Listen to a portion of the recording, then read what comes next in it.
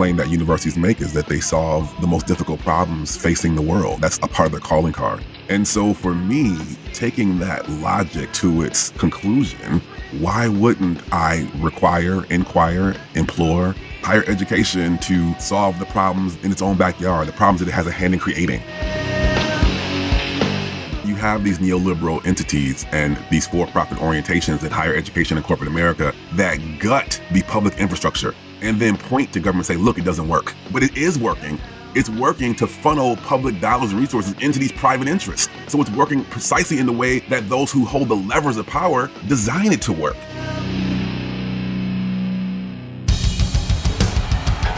What I have said is that this campaign is not just about electing a president. It is about making a political revolution. MMT. Taking money from our children and borrowing from China. People are dying. Is the program so critical it's worth borrowing money from China to pay for it? And if not, I'll get rid of it. Stop lying!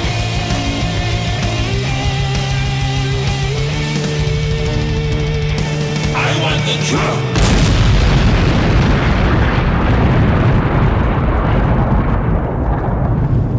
Now let's see if we can avoid the apocalypse altogether. Here's another episode of Macro and Cheese with your host, Steve Grumbine. All right, this is Steve with Macro and Cheese. Today's guest, Davarian L. Baldwin, is a leading urbanist, historian, and cultural critic. He currently serves as the Paul E. Rather Distinguished Professor of American Studies and founding director of the Smart Cities Lab at Trinity College, CT. Baldwin is the author of several books, most recently In the Shadow of the Ivory Tower, How Universities Are Plundering Our Cities, from Bold Type Books, 2021. I'm really excited about this. One of our longtime supporters and volunteers and great all-around people, Susan Eldridge, had seen Davarian speak and said, you have got to get him onto your program. I've been heavily focused on what I call the race to the bottom, the way the states compete with each other and destroy their tax base in the process. And then austerity measures kick in and the poor get poorer and left behind and used as fodder for this class war that takes place at every level of society. Well, I had never considered the impact of the university system on that dynamic. But Mr. Baldwin wrote a great book, and this book depicts the way that the university system has been plundering and pilfering local communities to their detriment. So without further ado, let me bring on my guest. Welcome to the show, Davarian. Thanks so much for having me. It's a pleasure to be here. Thanks. Absolutely. I started getting into your book and I'm listening to it because my eyes are the eyes of an old man, even though I don't feel that old. But as I'm listening to your book, and great guy reading it, he's got a great reading voice, easy listening. Yeah, it was good. But the subject was not easy listening. And for me, this is such a focal point in the activism that I've been doing and the media work that we've been doing that it made me angry. Mm. And it felt like a Gordian knot.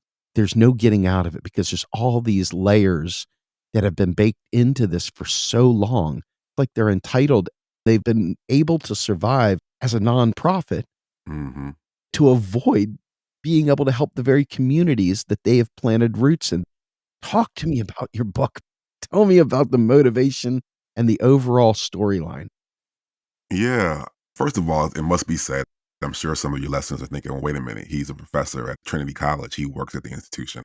The hypocrisy of him talking about universities as having a parasitic relationship with their community. But from an economic perspective and from a political perspective, the university is my shop floor. And if anyone's working in their workplace and they see an injustice, they see some conditions that are not right, we would all hope that they would act, whether that's a whistleblower or a labor organizer. And so this work here is an iteration of that in this other workplace, which is the university. And so another claim that universities make is that they solve the most difficult problems facing the world. That's a part of their calling card. And so for me, taking that logic to its conclusion, why wouldn't I inquire, implore higher education to solve the problems in its own backyard, the problems that it has a hand in creating? And so I just want to put that out there first of all. But because I'm a university or college professor, a lot of this is just so obvious and it's sitting in the background. It's kind of like water is wet. It's this obviousness to it all. But when you pull back and I deploy the skills that I've learned from higher education, it's something to confront the fact that colleges and universities are the biggest employers, real estate holders, healthcare providers, and even policing agents in major cities and towns all across the country. The University of Southern California is the largest private employer in Los Angeles County. NYU and Columbia are two of the biggest landholders in New York City. Just a couple of years ago, they were 1 and 2, only behind the Catholic Church. And the University of Chicago fields one of the largest private security forces in the world, only behind the Vatican, with jurisdiction over 50,000 non-student residents on the city's south side. Now, to be fair, the trade-off for this kind of influence is the possibility that universities make cities and towns more vibrant places to work, visit, and live. We call them a version of the anchor institution. And today, with the fall of factories, we look to higher education as a sort of an economic engine that it can bring people in, it can train them, it can develop research and development that can go into the market, it can raise up the tax base of the urban environments or the college towns where it sits. So to be sure, colleges and universities, they bring ideas and people together and they can generate new innovations. And we can think of things like UChicago's redesigned Harper Court or USC Village in South Central Los Angeles, or new amenities provided by areas like the shops at Yale. We could also expect newly constructed facilities like the glittering glass and steel that we see in the proposed partnership between Virginia Tech and Amazon in Northern Virginia to generate innovation. So in this, we have seen higher education's growing control over the economic development and urban governance in America, or what I call the rise of universities. Ah, But in that, there's a cost. There's a cost to those who live in the shadows of these ivory towers. And that's where my book takes off. something you just said, and I know this is a bit of a sidebar, so we don't have to stay here, but I want to make this point because it really jumped out at me. Mm-hmm. So much of our education is about getting a job, Yeah. and the jobs are now coming to the educators to say, let's partner together. Mm-hmm. And so as these educators are now becoming kind of a wing of training, education, and development of the corporate class, Right. what we're dealing with is you are in non-dischargeable debt Mm-hmm. for a generation, maybe the rest of your life. I'm bearing $122,000 in student debt myself, Right. and I subsidized the entire training, education, and development system for every corporation I work for. Yep. And I'm left as a sole individual carrying the weight and the debt burden. Mm-hmm. That is another layer of parasitic behavior. You raise an amazing point, and it happens at multiple levels and different layers. So, for example, the partnerships between universities and their private partners, the fact that many corporate partners sit on the board of trustees of the universities, and they retrofit the curriculum and the system of learning at these schools in ways that reflect their own corporate ideas and interests. So the key word here is career development. That every school today has either a whole unit or division or an orientation that's organized around career development. You have the people like the Koch brothers and other corporate entities in the country that are funding innovation centers and entrepreneurial institutes that shape the curriculum and organize it around certain metrics that make advancement in higher education retrofitted in ways that fit the needs of corporate interests and partners. But the irony is that then when you graduate, there aren't jobs available. Yeah. So the key here is the debt matrix that we know right now that student debt is at an all-time high at approximately $1.7 trillion. And so what does it mean when you have partnerships between loan companies, when students opt out or they no longer are eligible for subsidized or federal loans, and then they're laid privy to the predatory interests of for-profit loan corporations, many who have interests and relationships with universities. Hmm. And so there is this relationship. And then on another level, because schools are competing with each other, not about education, because education is education. You have great teachers, you have great classrooms, but the distinctive natures in which higher education is competing with each other is based on the amenities portfolio of these different campuses. Rock climbing walls, gourmet food services, luxury dormitories. And so for schools to build out all of these amenities, they too are overwhelmed by a debt structure. And so there are ways in which higher education has been totally reorganized in ways to both manufacture and profit from debt. Oh. And then another layer to this is overcertification, that many of the jobs in the world that we live today, decades ago, didn't require this level of education. And so with overcertification, this requires students to go back to school for training that should be happening, as you mentioned before, on the job, but it's happening through higher education, which puts them further in debt. And it's this vicious cycle of relationships whereby these nonprofit entities become these powerful managers of capital in ways that benefit themselves and benefit their private partners. Let me paint an ugly picture for you. I envision a black hole, and student debt is going into that hole, local community services Right. being depleted, the real resources of people, equipment, services in general, power, energy, pollution. Mhm. And in the middle of it is this beautiful ivory tower that is whatever that university is, Right. and it's sucking it in. And Mhm. the magnetic pull, it's irresistible because you don't want to be left behind. So you're going to do whatever Mhm. you have to. And it doesn't matter if tomorrow is going to kill you because you can't get out of this horrible debt burden. You're going to do it because that's the only way you can get into the entryway of employment. The American dream truly is an American nightmare. Mm. Terrifying. And I think another point about this is that in the popular media, we've created this ridiculous narrative around college campuses as being these repositories for tenured radicals and snowflakes and lefties and this leftist indoctrination. But when you look at the economic portfolio and the physical footprint of higher education, we see a very different story. These are not tenured radicals and lefty snowflakes that are running these institutions and that are Yeah. shaping the curriculum model. So it's easy to kind of attack these institutions as being, oh, leftist elitist. Mm-hmm. Hardly. This is a bastion of the corporate class and the developer class, and they are running the orientations, the paradigms, and the frameworks of these institutions in ways that people just are not fully aware of. And so with this book, I'm trying to sketch out what this actually looks like.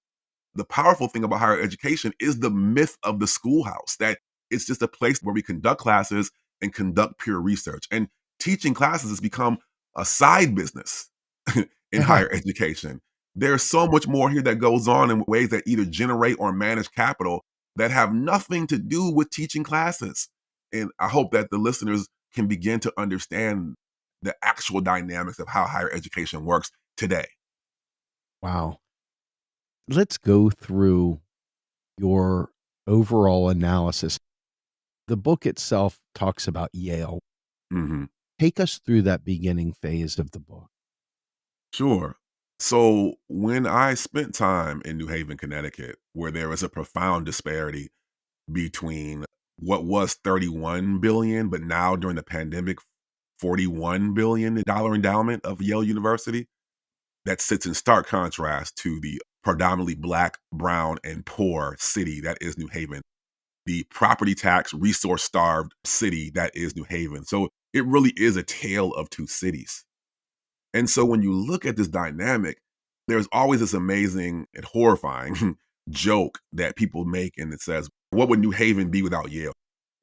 And then they joke and say New Britain or some other poor brown city in Connecticut and laugh.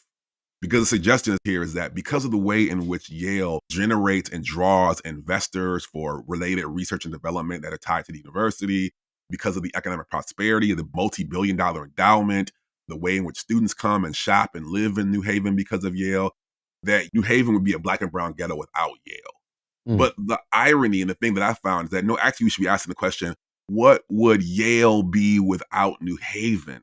And I'm going to tell you why. Because mayors for at least since the 1980s have been realizing that, wait a minute, between Yale and its medical center, Yale New Haven Hospital, they are the biggest employer in the city. And they are also one of the biggest real estate holders in the city of New Haven. And that is fine on the surface level. But when we think about higher education institutions as being nonprofits, and what comes with that is that as 501c3 institutions on the tax code, it means that their properties are tax exempt. Oh. So former mayors have realized, wait a minute, there's this property tax gray area whereby these institutions are partnering with private entities in pharmaceuticals and military defense weaponry and software design. They are partnering with private entities, and they're conducting this research and development that they're sending out to market and then receiving millions of dollars in royalties from the intellectual property that they produce. All that's being done on tax-exempt land. So these entities become tax shelters for these public-private partnerships. And as the university's footprint extends into the city, this tax dynamic, this financial dynamic, impacts the city in profound ways, because it's profoundly and primarily property taxes that pays for things like what? Public schools, snow removal, Roads, pensions. trash removal, roads, pensions, electrical grids. Think about Texas a few months ago. Wow, yes. Infrastructure. So there's this dynamic relationship between the wealth that is being generated on these campuses and the degree to which a large portion of it is being directly extracted from the capital that these institutions are not paying into the host cities where they sit. And then on another level, imagine a pharmaceutical company that is partnered with Yale and a pharmaceutical company in New Haven that's not partnered with Yale. The one partnered with Yale, because of the tax abatement, has lower overhead costs. So they can sell their goods on the market at a lower cost. And so this dynamic is profound at the land level. Princeton University, residents of the historically black neighborhood of Witherspoon-Jackson in Princeton, New Jersey, when they discovered a similar dynamic with Princeton, that Princeton had a partnership with Eli Lilly, the multinational pharmaceutical company, and that the university was hoarding billions in royalties and endowments on these campuses that were sitting next to these property tax-starved neighborhoods, and their property taxes were going up, they decided to sue Princeton. And in 2016, they won an $18 million lawsuit because of this gross disparity of wealth hoarding on the part of Princeton as a higher education institution. One plaintiff was so disgusted by what they discovered, he dismissed Princeton as a hedge fund that teaches classes. Oh my God. He was so disgusted. It's accurate. Another example, this is not just a private elite school entity. Arizona State University, a public school in go, real estate heavy, real estate oriented, deregulation oriented Arizona, the public universities, they sit on tax exempt state owned land by the board of trustees of the state. And they realize that, wait a minute, states are not contributing a significant amount or the same amount of money to higher education. We have to figure out ways to be entrepreneurial, ways to generate different revenue streams. So what Arizona State decided to do is they started to lease out their land to private companies that had nothing to do with education. So to this day, the largest development in the state of Arizona, which is a State Farm Insurance regional headquarters, it sits on Arizona State University tax-exempt land. Wow. And that entity is tax-exempt. The university charges State Farm a slightly lower fee. And they take that money, and what do they do with it? They build a football stadium, another amenity, to compete on the market. And they are able to hire Herm Edwards, a former New York Jets football coach. They are able to hire him at a higher rate because they have this money based on this leasing deal. And of course, the power of this is that because this is based on the tax exemption and the tax abatement, it doesn't have to go through a state political review. This money gets funneled directly to the university to engage in whatever amenities projects that it wants to engage in without any public oversight. This is a public university. Wow. So these are examples that happen both public and private, state schools, big, small. This is a phenomenon whereby universities have become this powerful capital management and extraction regime. Wow. Yes. What jumps out at me is I am a believer in nonprofits at some level. Yep. I am the CEO of 2 nonprofits, a 501c3 and a C4. But we don't get any of that. Mm-hmm. And we offer all of our media for free because Right. people are giving us donations. And we feel the reason why we're in business, so to speak, is to disseminate this information that we feel is vital. So why would we put it behind a paywall? Right. I think putting it behind a paywall is very selfish, self-seeking. Everybody's entitled to a wage. But Mm-hmm. in the case of what we're doing, this is too vital. What they're doing should be an investment in American human capital. It should Right. be absolutely an investment in all of us, the public purpose. That's right. We should be reinvigorating the public purpose instead. Even though it's quote unquote public, it's anything but. And I Mhm. want to say one more thing, and this is another slight departure from the subject, but I think you'll see a tie-in. We have the military that breeds a certain mindset when it comes back to the private sector. When it leaves the military, Mhm. you have mentally been trained and it's been drilled into you to where you are fundamentally a different person when you walk in than when you walk out. Mhm. You have the military that has a propaganda agenda of its own. And now the school system is doing it the other direction with corporations fueling the intent. So Mhm. we are being programmed from the military to the university system and the capitalist class that is controlling both. Well, what exactly is it that they're doing to us with our institutions? Mhm. Again, I am surrounded by academics. We talk to academics all the time. So this is not a slight on them, Exactly. but you understand when I got my MBA, I was being taught by a former CFO of United Airlines, and he Mhm. was an absolute capitalist. And that was what I walked away from. It was only in calamity that I ended up having an epiphany that Right. brought me out of an MBA mindset and put me into an activist chair. Mhm. So, what is your take on that? What do you think about that? I think it happens both at the teaching level and also at the faculty curriculum level.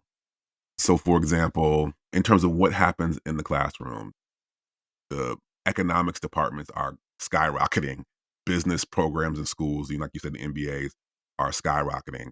And this impacts not just what you're being taught, but how you learn, what you think, what is a higher education for.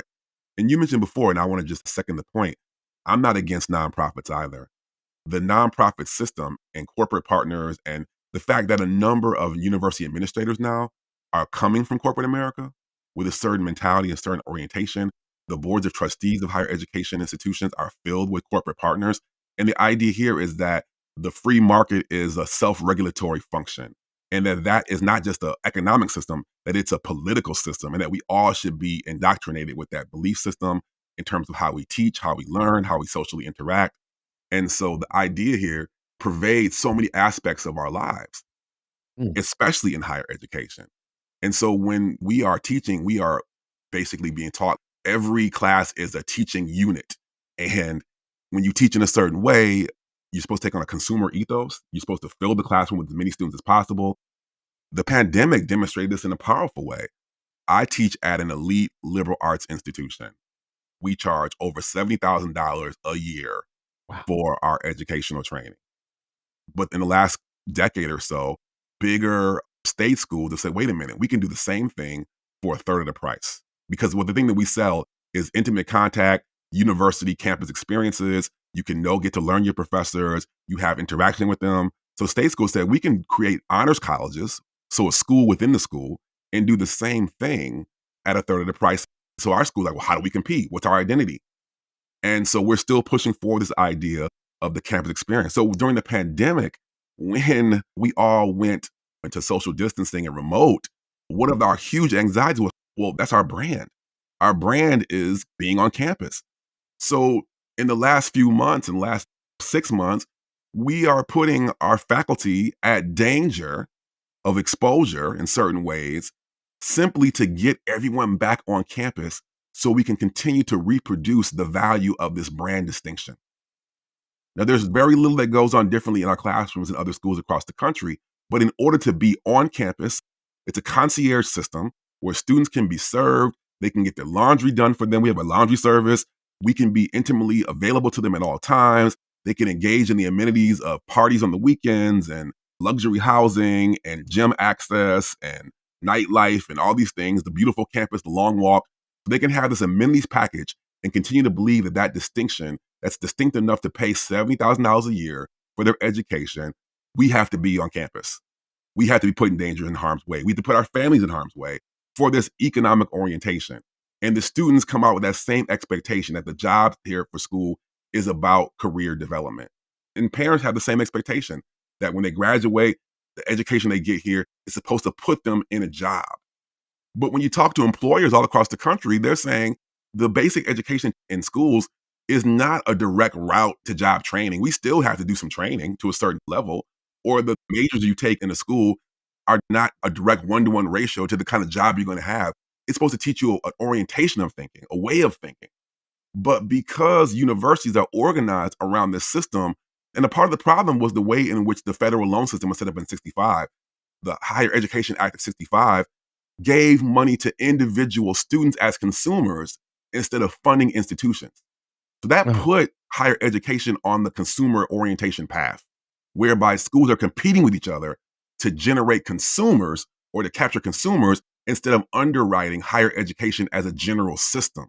And so this is why now schools are trying to beef up their international student yield and their out-of-state tuition student yield, because we charge out-of-state students a higher rate.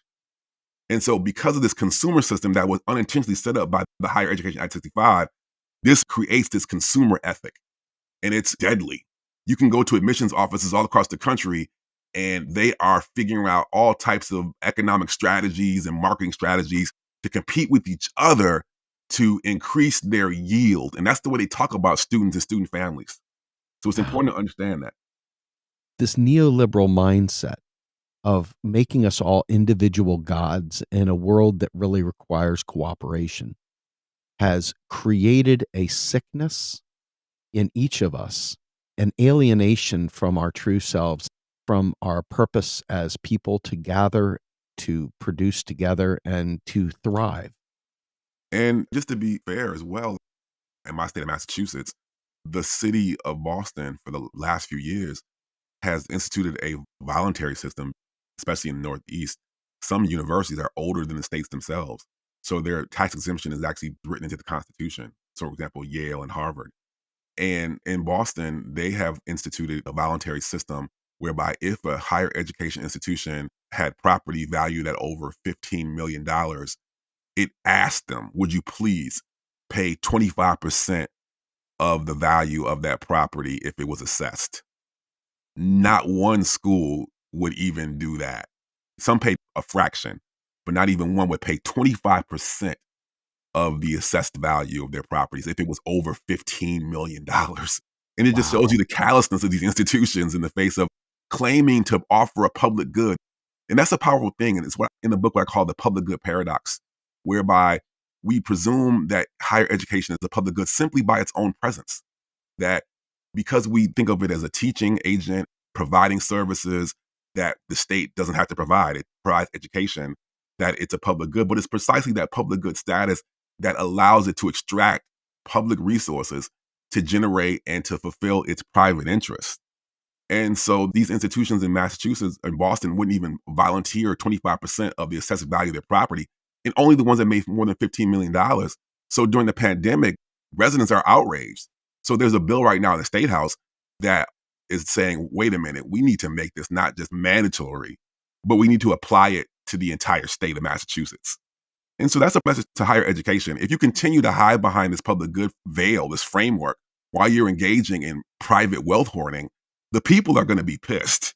Yeah. And there's going to be an uprising. And we're starting to see that now around these institutions. Instead of having a partner, as you mentioned before, having a partnership whereby residents and municipalities will say, okay, let's work together.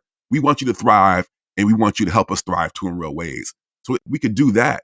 But these schools are just turning their backs on their cities. They're turning their backs on their residents. And the response is going to be a full-on attack in ways that the university system is not going to be able to control the narrative. And so they need to get on board and have these conversations and figure out more collaborative partnerships than just simply sitting in, as you mentioned, the Ivory Tower and just grabbing money under the guise of being a public good entity.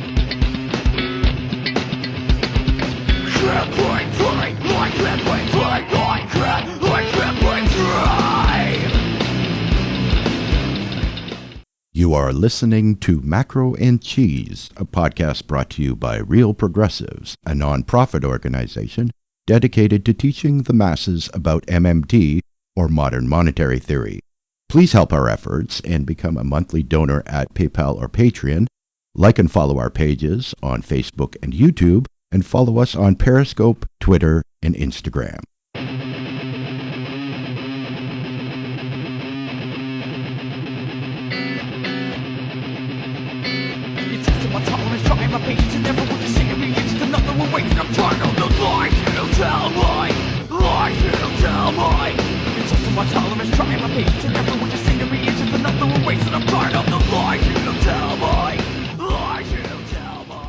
We have no problem seizing property through eminent domain, capturing people's property to allow pipelines to go through it. Why are we not willing to seize that property in the name of the public good? Yep. And then say, you're welcome to rent it from the state. Mm-hmm. I think that that is possibly something that we should be talking about. Yep, that's a great point. We don't want to destroy the essence of nonprofits, but the minute you engage in for-profit behavior, Mm-hmm. you need to set up an affiliate that is a tax-based affiliate. You can't operate that under the C3. That's right. Yep, that's a great point. Actually, there are a few people out there in the world who are arguing that we need to enact eminent domain on this property tax exempt land. People are actually talking about that right now. Wow. And it's an important point I think you're making. Also, I'm working with a group of residents in Eastern Massachusetts around Somerville and Tufts University to argue for and call for a true assessment of the land. Right now, because these are tax-exempt entities, they don't even have to report how much of the land is being used for-profit interests. Right? Okay, so let me bring some criminology I've learned from the great Bill Black onto this. Sure. If you create a banking system and you don't create the enforcement apparatus to be big enough and Mhm. funded enough to actually regulate the entity it's being built to regulate, Mm-hmm. it's a sham. Right. Same with regulating the nonprofits. If you're going to do this, you must have the countervailing agency to be able to regulate those agreements. That's right. The average person isn't going to have the resources or the wherewithal to fight that battle. It Mhm. takes something that has an equal standing or a greater standing to be able to manage that. And they have clearly ignored the regulatory framework. And this is why people think government doesn't work, Mm. that these regulations are just a burden. They don't realize these regulations are a protection against the predatory nature of unfettered capitalism. Well, the irony here is that you have these neoliberal entities and these for-profit orientations in higher education in corporate America that gut the public infrastructure and then point to the state and point to government and say, look, it doesn't work, Mm-hmm. which is ridiculous. And so then we turn our backs on government, but it is working. It's working to funnel public dollars and resources into these private interests. So it's working precisely in the way that those who hold the levers of power design it to work. And so I think we need to be clear about that. And I'll just give you another example with the higher education piece. I'm working with residents in Berkeley, California, which we think of as this bastion of radicalism and lefty thought. But the university tells a very different story. So right now, Berkeley has one of the strongest rent control systems in the country. The rent control is covered over many of the apartments and housing venues in the city. Well, in the state constitution, it states that if a university purchases the land, purchases property, that its power overrides any municipal authority that was once covering that property. So that includes the rent control. So right now, this property in Berkeley, 1921 Walnut Street, I'm going to name it. This is a rent-controlled building. Families had lived in there for decades. But the university, as a way to ramp up its amenities and its revenue, they want to build out luxury housing throughout Berkeley. So they bought this property, and so no longer do the rent control protections govern that entity. And so one of the main takeaways that I got from the residents who live in that property said, who do we appeal to when it comes to universities? To your point, there is no regulatory system. There is no form of appeal to universities. There are these semi-independent entities. The only way that we can make an appeal is lawsuits, costly lawsuits. There is no agency within the state. There is no institution. There's no oversight commission by which to appeal to universities plundering and their misdeeds and misuses under the public good nonprofit cover. There's no place to go. Just to reinforce your point. We work with a lot of the whistleblowers that were around during the countrywide fraud. Bill Black was instrumental in pointing all this stuff out. And one of the things that jumped out was the appraisal system of the valuation of each piece of property, and how states, being so cash strapped, have either implicitly or explicitly co-signed the inflating of property values because the tax is based on the valuation of property.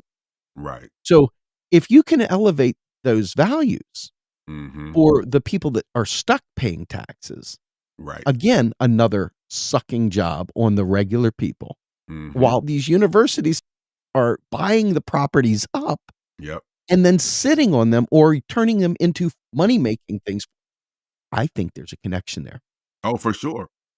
If the university system can help inflate property values and can help bolster the tax receipts for the other properties, right, that's a big deal.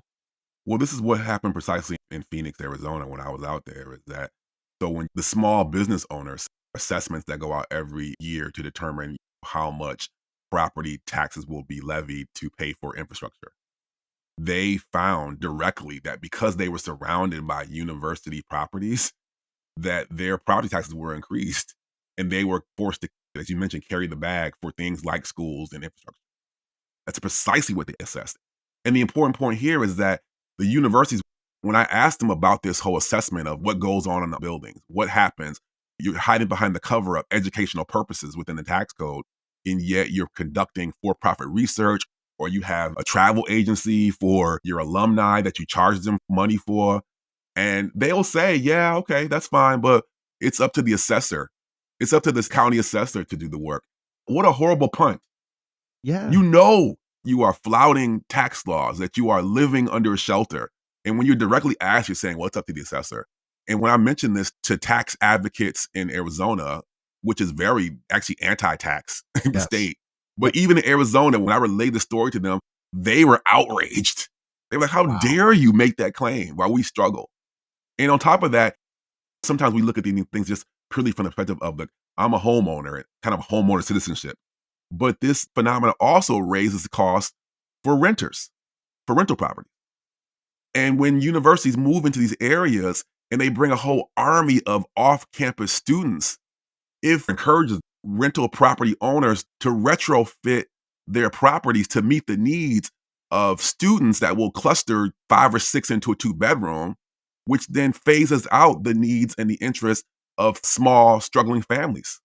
They can't pay because the students will put 5 or 6 in a 2-bedroom. An actual single working family, they can't compete with that marketplace.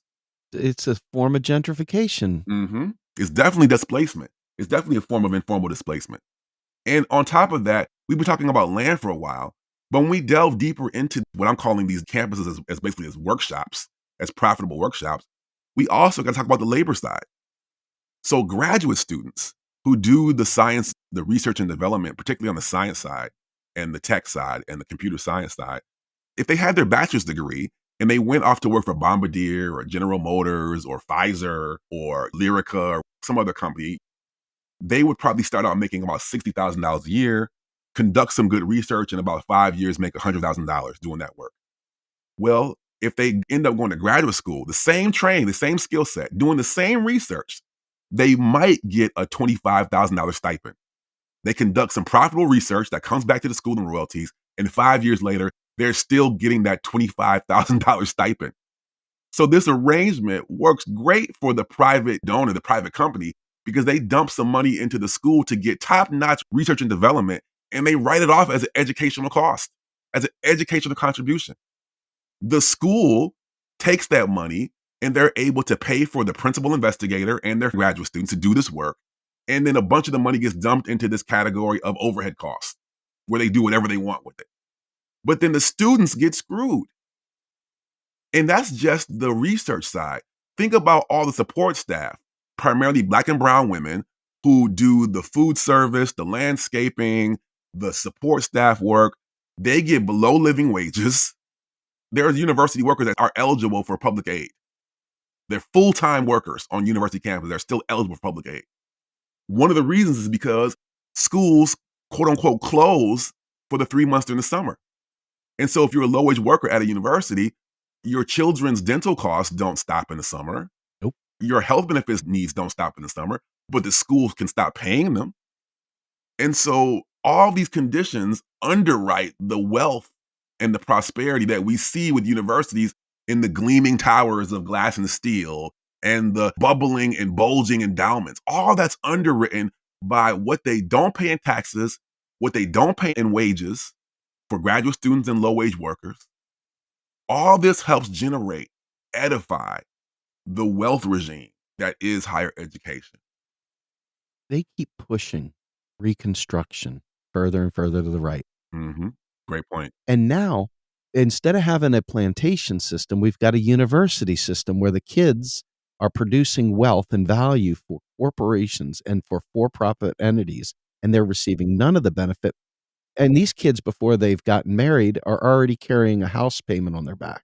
That's right. But I want to say one more thing. Sure. BlackRock is buying up residential houses, commercial properties across the country. As the economy implodes. These titans of the rentier class have bought up America. It's so stacked against us. Right. I can certainly see why people might feel it's hopeless. Yeah, but there are some things that we can do, and I don't want people to end this story on hopelessness. I want to end it on hope. Yes. Because it's important to understand that because the degree to which higher education pervades our lives in so many ways that have nothing to do with classes and has nothing to do with people who actually go to school, because they are the biggest employers in cities, they set the wage ceiling for whole cities. If they raise their wages, it would raise the wages for whole cities because they have to compete to keep their labor force. Mm-hmm. This is a tide that can be turned. And so, for example, with the endowment piece, in order to maintain their tax exemption on their endowments, they're required to spend 5% of their endowment. But just imagine if schools were required, or we made schools spend just 3% more, but ensure that that 3% is directed towards community development, housing, affordable housing, economic infrastructure projects in the cities where they sit. That would be millions of dollars, even for a less endowment. You don't have to have a $40 billion endowment to make a huge impact on 3% of your endowment. You could have a $500 million, so a $500 million endowment. And if you were required to spend 3% on community projects, that would be transformative for these property tax starved communities. That's one thing. Pilots, payments in lieu of taxes, make them mandatory. Because again, we're not against university development and expansion, but we want it to be equitable distribution of the resources of the wealth that comes from that phenomenon. Yeah. So for example, in Harlem, New York, when Columbia was trying to expand what's now its Manhattanville campus into West Harlem, the residents said, we want you to come, but we want it to be a mixture of university buildings, light industry, affordable housing, recreation. And the university said, no, we want the whole thing to be a campus. So if you are going to expand into a neighborhood, we need to have community benefits agreements tied to any project that universities move into campuses. So that could include things like zip code specific jobs and job training. It could include requirements for affordable housing built into any infrastructure that's built with the expansion. It could include things like recreational facilities that are open to residents, healthcare facilities that are open to residents at a low-cost rate or at a free rate. It could include things like a community charter could be placed on all common areas. And this actually happens in places like University of Winnipeg, They have a community charter whereby the recreational facilities that are created by the university, they are required based on the charter to have access for the community to those spaces at peak hours, so not at midnight or at 5 in the morning, but at peak hours for community use. And also, any university expansion that goes to the cities must be governed by a community-based planning and zoning board, so that these expansions can only be approved if they gain the approval and oversight of community-based boards. That's something that can happen. These are things that are real that could happen. And what's happening right now is you've seen the ramping up of collective bargaining on university campus on the part of low-wage workers. What universities are doing is they're shifting their labor force from direct employment to subcontractors. Yep. And so we argue that based on the so-called mission of higher education to serve the public good, that's the condition for their tax exemption. We say a part of that mission must be to say that any employee, whether directly employed or subcontracted, must be protected by the same rights and conditions, which includes equitable wages. The fight for 15 should be included here. And there also should be no requirements to report on your prior convictions or your credit scores as a precondition for employment. Amen. So these are the things that can happen. Also, a piece that we haven't talked about yet is the policing apparatus. So 75% of public and private schools have police departments, not public safety units, police departments. 9 and 10 are armed, and about 85% of these police departments have jurisdiction beyond the main campus. They police regular residents. Wow. And so the irony of this phenomena is that the biggest crimes on campus, sexual violence and substance abuse, are not policed. They do a horrible job. Why? Some people might say capacity. I say intent. Because schools, predominantly white schools, I'm going to be clear, are not going to want to say that they have a campus full of white criminals. Yep. This undermines their brand. So the policing is all outward facing into the poor Black and brown neighborhoods that surround the campuses to say to investors, to say to students, to say to families, and to say to everyone else that we are open for business and we are safe. These police units, their job is to protect the brand. To protect capital. And so we call for campus police abolition to be replaced with trauma and preventative care units that actually could serve the needs, the public safety needs of both students on campus and communities that surround them. A senator in Baltimore, when Johns Hopkins, with the backing of their alum, the billionaire Michael Bloomberg, dumped millions of dollars into pushing forward a Johns Hopkins private police force. And she said, wait a minute, this is not serving the campus, and this is not serving the communities around the campus. Johns Hopkins has the most reputable, highest rated medical community in the world. Sheiks from the Middle East come here to get health care. What would it mean if instead of putting out police units, that we took the professionals from Johns Hopkins Medical Center and had them in the community doing preventative care, trauma care, real public safety in ways that would eliminate the need at the same rates for armed surveillance forces that do nothing but protect the Hopkins or the university brand. So these are solutions that are real. These are not pie in the sky. These are not rainbows and unicorns. These are solutions that I'm developing in my Smart Cities lab that are based on the actual economic infrastructure of higher education and figuring out how to leverage it in ways that actually serve communities instead of plunder them. So at SUNY Cortland, Yep. Bob Hockett of Cornell University and Ben Wilson up at SUNY Cortland, they're working on this thing called the uni, which is like an alternative currency or a complementary currency that can be used within the university system. Oh, yeah. I've heard about this. Yeah. And this is a way of giving back in lieu of tax. And since the university has gobbled up the entire city, Right. why wouldn't they help them use this for going to the movies or buying local produce for the poor in the neighborhoods? There's so many opportunities there. I don't like the idea of quote unquote charity or here's a stipend. I agree. And it's also a tax write-off. We need to find a way to serve the people directly. And I think that what you're talking about with these solutions and approaches to solutions is a powerful message that we are not trapped, that there are opportunities there. And I stray into the reform or revolution place, in this country, as bad as things are, sadly, Hmm. we're closer to the wrong kind of revolution. We're Oh, closer yeah. to the white Yeah. nationalist, January 6th. reactionary. The pain ain't great enough. And I don't know whether that's a direct case of phenomenal propaganda Mm. or whether that's a direct case of maybe they're keeping the frogs just beyond dying in the boiling water. But somehow or another, with all the stuff we just discussed in this podcast, has been happening nonstop. In fact, they doubled down on it while we were in lockdown. And they profited from it. And there's still not enough rage. Hmm. So we're getting to the end here. So I would like to get your take on, Yeah. we got some hope there. We got some solutions you put forward. Hmm. Yeah. How might an activist, or how might we as a nonprofit even, be a warrior in this space?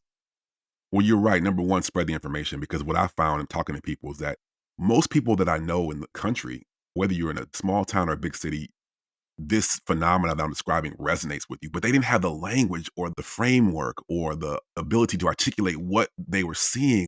And they tell me they appreciate what this book and what my orientation offers them, because it just gives words to what they already know and experience. Like I'm saying, I don't think I'm being revolutionary here in the sense of what I'm saying. I think most of what I'm saying here is coming from conversations with actual people living it. And Yes. so I'm just trying to give a frame and a language to what I'm seeing, what people are telling me, so they appreciate that. And the problem is that they feel isolated. They feel disconnected from, are other people thinking the same? Am I crazy? Or are other people thinking the same way? So I just want to name a couple of organizations and groups. So for example, New Haven Rising in New Haven is a collection of labor organizations, residents, and students that are saying, if we're going to try to alter the relationship between Yale and New Haven, it can't just be students. It can't be isolated campaigns. The problem is comprehensive. Our response has got to be comprehensive. So they're engaging in rallies and collective organization. They have the alders, the city officials on board with this framework. They're doing the work. I work with the Black Bottom Tribe in Philadelphia, trying to make UPenn and Drexel and the University City Corporation, who grabbed a whole bunch of land in the Black Bottom community in the 1950s and 60s. And we're still seeing the negative effects on this. And now we're working with politicians like Councilperson Jamie Gauthier to say that as schools and private investors ramp up their investments in these neighborhoods that were pillaged by universities in the 60s, there must be protections on affordability, on the communities that live there. And we're trying to put forward legislation to protect these communities as they're being pushed out of their neighborhoods. I'm working with people in Berkeley with the Save Berkeley neighborhoods, as I mentioned earlier, as the university buys up properties and converts it into luxury housing, that the protections that cities have are being usurped. So we're trying to figure out ways to fight against that. And right now, there's a New York City Racial Justice Commission that's trying to rewrite the city charter that takes into account that New York City is the biggest college town in terms of student population in the country. And how can we write into protections to save New York City residents, working class residents, working poor residents, from being run over as universities gain more and more control and become the friendly face of finance and real estate developers in a city like New York? So these are just a couple of examples to say to people out there that people are trying to figure out new ways to work, and we need to collectively collaborate with each other and share stories and swap solutions and identify shared problems, because these institutions talk to each other. They have national meetings where university presidents and their donor class get together and talk about how to resource share, how to compare notes. We need to be doing the same things, but we need to be pushing our state representatives, our city representatives to look into these issues. We need to actually knock on the doors of our county assessors and make them assess these properties appropriately. We need to join labor organizing. Right now, Columbia, NYU, Brown, schools all over the country, graduate students are engaging in labor organizing. But the problem in some ways is that all these campaigns right now are isolated events. What I hope my book does, and I think is happening, is to show how these seemingly isolated events of labor organizing, of land assessment, of police abolition are actually connected. The problems are part of a larger university infrastructure. And so we need to offer an equally comprehensive response. And so that's what I would say, just to start. That's amazing. I'm officially asking you, I want to stay connected. I think this is so important. If we can weave a web of connecting adjacent issues, that don't steal this focus, that are directly impacting of this, Yep. I think there's a way to build an even stronger movement. This is corruption at the highest level. Mm. Maybe we can collaborate because it is such a massive problem.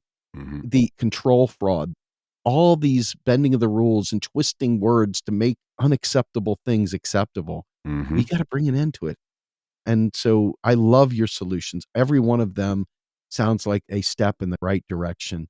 And I just want to tell your listeners that when I use the word abolition, it doesn't mean tear it all down. It doesn't mean the end to the higher education. What it means is a reconstruction of the current condition, because these are our resources, our money, our blood, our labor. It underwrites these towers. It underwrites these campuses. It underwrites these endowment wealth. We're just saying we want to reconstruct it so we can also benefit from it too. We're not saying we want to be equally as selfish as universities currently are. We're talking about sharing resources, about Yes. making beloved communities for everyone involved, including universities. And I just want to make sure people understand that this is about reconstruction, as you mentioned earlier, the historic reconstruction, but a new reconstruction. This is Yes. about an abolition of our current conditions to make something new, to turn universities into a commons, Yes. if that makes sense, right? It should be an extension of our lives, not a brick wall to our lives, not a roadblock to our lives. It should be a pathway to a better life. And that's what it claims, and we want it to live up to the claims. This is amazing. You're a brilliant guy. I'm so happy we were able to pull this off. So let everyone know, how do we find you? I know we've got your book that we're talking about, In the Shadow of the Ivory Tower, How Universities Are Plundering Our Cities. Mm-hmm. Where can we follow you? What are some good things that we can attach to? Yeah, so follow me at Davarian Baldwin on Twitter. That's the easy way to get a hold of me. Again, at DAVARIAN BALDWIN on Twitter. But also follow organizations like New Deal for Higher Education, which I'm a part of. They're the ones, if you know about the attempts to end student debt or to put a chunk in student debt, the Bernie Sanders bill that became the Biden bill that got nixed. This is a group of labor organizers and faculty and community members that got together with New Deal for Higher Education. They are the ones who helped push that bill. I'm also affiliated with Scholars for Social Justice, which is another amazing organization.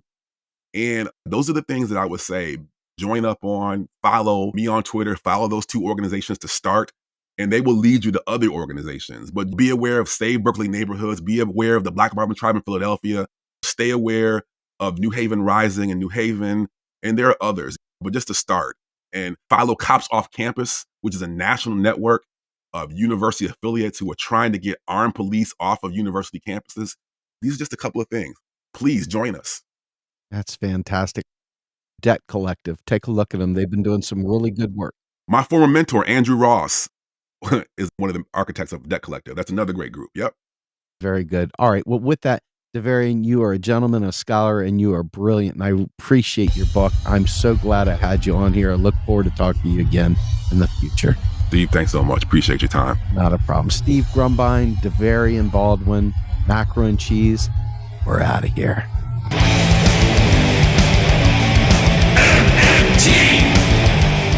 Macro and Cheese is produced by Andy Kennedy.